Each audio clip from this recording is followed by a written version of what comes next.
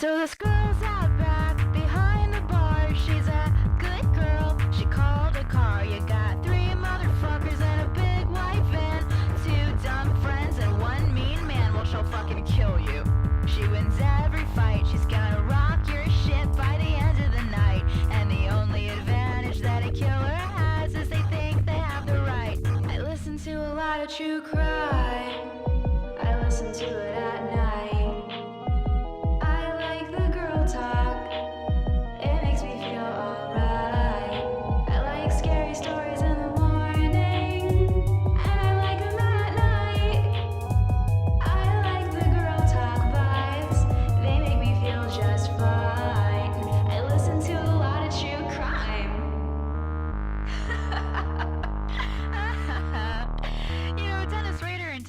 They actually sit together in hell, shaking, quaking, terrified that one day, somehow, some way, they might meet me.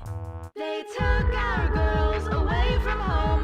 They're in the woods, they're all alone. The ropes are heavy and the knots are tight, tied by a monster and his oblivious wife. Well, I hope this doesn't seem too impolite, but Ted Bundy was just never that fucking bright. He was just sort of charismatic and white, alright, and he was so fucking sure he had the right.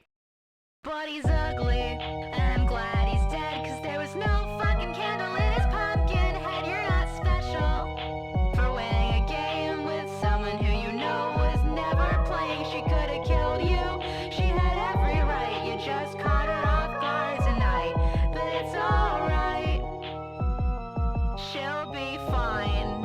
We listen to a lot of true crime.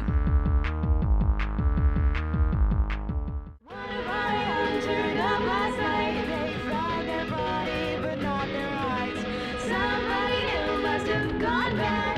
Where's the Lord to take care of that? Where's the Lord to take care of that?